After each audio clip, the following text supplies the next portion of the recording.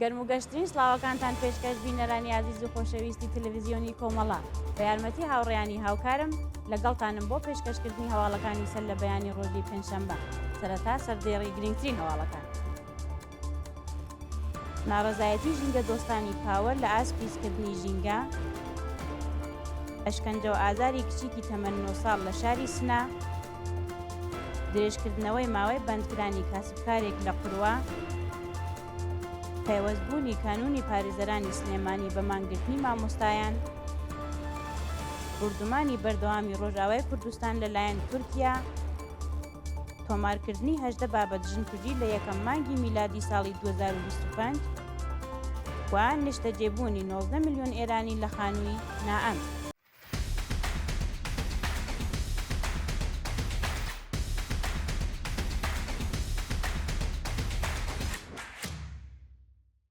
ناڕەزایەتی ژینگە دۆستانی پاوە لە ئاست پیسکردنی ژینگە. ڕۆژی چوارشەممە حەڤەی ڕێبەندان ژینگە دۆستانی شاری پاوە لە ئاست فڕێدانی زبڵ و پاشماوە لە سروشتی ئەو شارستانە ناڕەزایەتیان دەربڕی. بەپێی ئەو ویدۆیانە تۆڕە کۆمەڵایەتیەکان بڵاوکراوەتەوە زبڵ و پاشماوەیەکی زۆر لە سروشتی ناوچەکانی شوانکارە و قۆڕی قەڵاف ڕێدراوە و دەیمەنێکی ناخەژینی بە ژینگەی ئەو شارستانە بەخشیوە.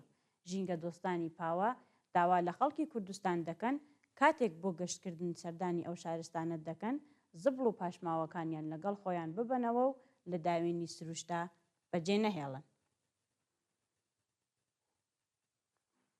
ئەشکەنجە و ئازاری کچێکی تەمەن 9 ساڵ لە شاری سنە. بەپێی راپۆرتی ڕێکخراوەکانی مافی مرۆڤ کچێکی تەمەن 9 ساڵی خەڵکی شاری سنە بە ناوی ئانیلا لەلایەن زڕدایکیەوە بە سەختی ئەشکەنجە و ئازار درراوە. بە وتەی برای ئانیلا معلمانی ئەو مەدرسەیە ناوبرا و تێدا پەروەردەی بینووی یەکەم جار ئاسەواری ئەشکەنجەیان بەسەر جەستەی ئانیلا بینیوە و باوکیان بانگهێشت کردووە. سەرەتا باوکی ئانیلا ڕەدی کردووە هاوژینەکەی ئەشکەنجەی کچەکەی دابێت، بەڵام کاتێک وێنەی ئاسەواری لێدان و داخکردن بەسەر جەستەی ئانیلایان پێنیشانداوە ڕازی بە تۆمارکردنی سکاڵا دژ بە تاوانبار بووە. بەپێی زانیاریەکان زڕدایکی ئانیلا هەڵهاتووە و پلیس بە دوایدا دەگەڕێت. جێگای ئاماژەیە کە ماوەیەک لەمەوبەر کچێکی خەڵکی بۆکان بە ناوی نیان چەلبیانی بەهۆی ئەشکەنجە و دەستڕێژی گیانی لەدەستاوە. درێژکردنەوەی ماوەی بەندکرانی کاسبکارێک لە قوروە. بەپێی راپۆرتی کانونی مافی مرۆڤی کوردستان دەستگای قەزای ڕژیم ماوەی بەندکرانی کاسبکارێکی خەڵکی قوروە بە ناوی زاهید خالیدیانی بۆ ماوەی 20 ڕۆژی دیکە درێژ کردووەتەوە. ڕۆژی چواری ڕێبەندانی ئەمساڵ و یەک ڕۆژ بە دوای مانگرتنیش کۆمەندانەی بازاڕیانی کوردستان دژ بە سزای سێدارەی پەخشان عەزیزی و وریشە مرادی زاهید خالیدیان لەلایەن هێزەکانی حکوومەتەوە دەست بەسەر کرا. لە ڕۆژانی ڕابردوودا نەسیم وەکیڵی هاوژینی ئەو کاسبکارە بۆ ئێدارەی ئیتلاعاتی قوروە بانگهێشت و بۆ ماوەی چەند ساعات لێپرسینەوەی لێکراوە. بەڕێوەچوونی ڕێوەڕسمی بێڵندانە لە گوندی هەڵۆی سەردەشت. ڕۆژی چوارشەممە حەڤەی ڕێبەندان هەزاران شارومەندی خەڵکی سەردەشت و گوندەکانی دەوروبەری بە جلوبەرگی کوردیەوە بەشداری مەراسمی مێژووی بێڵندانەی لە گوندی هەڵۆی بوون. لەو ڕێوەڕسمەدا خەڵکانێکی زۆر بە جلوبەرگی کوردی و جۆش و خۆشەوە بەشداری داگیرستانی ئاگر، شانۆ، خوێندنەوەی شێعر، هەڵپەڕکێ و گۆرانی بوون. مەراسمی بێڵندانە بۆ نەمانی سەرما و سۆڵۆ قات و قڕی بەڕێوە دەچێت و خەڵک لەم ڕێوەڕسمەدا مزگەینی هاتنی بەهار و نەمانی ستەم و زۆرداری بە یەک ئەدەن. مێژووی ئەو ڕێوەڕسمە بۆ 5 تاکو 6,000 ساڵ پێش دەگەڕێتەوە و کۆتایی چلەی یەکەمی زستانی هەموو ساڵێک خەڵکی کورد هاتنی بەهاری سەرکەوتن بەسەر تاریکی و سەرما و سۆڵەدا چێژ دەگرن. پەیوەستبوونی کانونی پارێزەرانی سلێمانی بە مانگرتنی مامۆستایان. ڕۆژی چوارشەممە حەڤەی ڕێبەندان کانونی پارێزەرانی سلێمانی لە بەردەم پرۆژەی خانوبەرەی گوێژەی سلێمانی کۆبوونەوە و پشتیوانی خۆیان لە مامۆستایانی مانگرتو ڕاگەیان. ماوەی 8 ڕۆژە مامۆستایان و فەرمانبەرانی پارێزگای سلێمانی و حەڵەبجە دژ بە نەدانی موچەممانیان گرتووە و لەم ماوەیەدا لەلایەن خەڵک و چالاکانی سیاسی و مەدەنیەوە پێشوازیان لێکراوە. مامۆستایانی مانگرتو بە لێدانی خێوەت لە بەردەم دەفتەری نەتەوە یەکگرتووەکان خوازیاری پەرداختی حەق دەستە دواخراوەکان بەرزکردنەوەی پلەکانیان لە گەڵاڵی ڕێزبەندی و گۆڕانی گرێبەستەکانیان لە کاتیەوە بوو هەمیشەیی بوون. ڕۆژی چوارشەممە ئەندامانی کانونی پارێزەرانی سلێمانی سەردانی معلمانیان کرد و بڕیاری کۆبوونەوەی ناڕەزایەتیان لە بەردەم دەفتەری خانوبەرە لە گوێژەی سلێمانی دەرکرد. بردومانی بەردەوامی ڕۆژئاوای کوردستان لەلایەن تورکیا. ڕۆژی چوارشەممە حەڤەی ڕێبەندان ئەرتەشی تورکیا و بەکرێگیراوە ئیسلامگەرەکانی سەر بە وڵاتە چەند ناوچەیان لە ڕۆژئاوای کوردستان بە چڕی بردومان کرد و هێشتا ڕێژەی زیانەکانی ئاشکرا نەکراوە. بەپێی راپۆرتی میدیاکانی ڕۆژئاوای کوردستان، بەنداوی تشرین، عین عیسا، گرسپی و زرگان بە درۆن و تۆپخانەی ئەرتەشی تورکیا و گروپە جیهادیەکانی سەر بە وڵاتە بە چڕی بردومان کراوە. ئیلهام ئەحمەدی، نوێنەری خۆبەڕەبەرایەتی ڕۆژئاوای کوردستان لە کۆبوونەوەی پاڵەمانتاری ئوروپاییدا ڕەخنەی توندی لە کۆمەڵگای جیهانی گرتووە و ڕایگەیاندووە دۆ هێندەی شەڕ لەگەڵ داعش قوربانیان لە شەڕ لەگەڵ تورکیا و گروپەکانی سەر بە وڵاتە داوە و ئەبێ وڵاتانی ئوروپایی ڕێگە لە کۆمەڵکوژی خەڵکی ڕۆژئاوای کوردستان بگرن.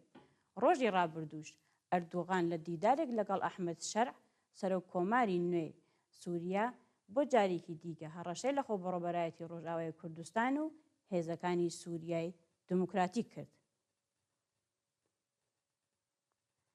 ناڕەزایەتی کرێکاران لە شارەداری خاش. ڕۆژی چوارشەممە حەڤەی ڕێبەندان کرێکارانی شاغڵ لە شارەداری خاش بۆ جارێکی دیکە دژ بە نەدانی داخوازیەکانیان کۆبوونەوە. بە وتەی کرێکارانی ناڕازی، خاوەنکار ماوەی چەند مانگە حەقدەستی پێنەداون و لە دۆخێکی سەختدا دەژین. هەروەها بەهۆی نەدانی حەقی بیمەکانیان بە ڕێکخراوی تەمین ئیجتیماعی دەفتەرچەکانیان نوێ نەکراوەتەوە و چیتر ناتوانن سەردانی ناوەندە دەرمانیەکان بکەن. کرێکارانی ناڕازی بە وتنەوەی دروشم خوازیاری گۆڕانی دۆخی پیشەیان لە ڕۆژمزدەوە بۆ قەراردادی بوون. کۆبوونەوەی سەهامدارانی کارخانەی قەند لە شوش.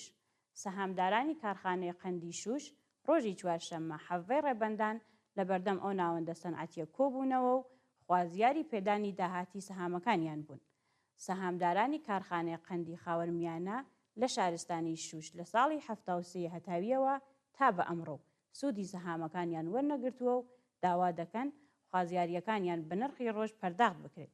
ڕۆژی ڕابردووش کرێکارانی ئەو کارخانە دژ بە کەمی حەقدەست و بەکردەوە دەرنەهاتنی گەڵاڕی ڕێزبەندی دەستیان لە کار کێشا بوو.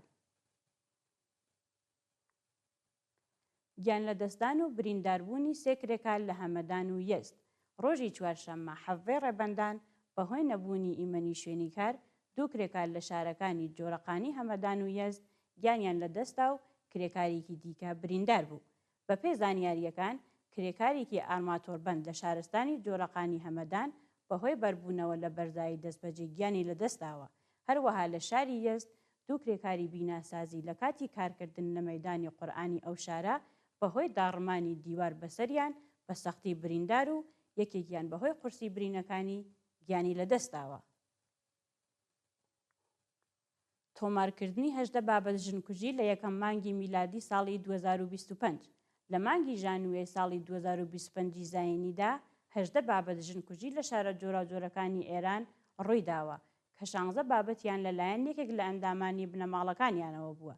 بەپێی ئەو راپۆرتە 7 ژن لەلایەن هاوسەر، 3 ژن لەلایەن برا، 2 ژن لەلایەن باوک و 1 ژن لەلایەن باوک و براوە بە شێوەیەکی وەحشیانە کوژراون.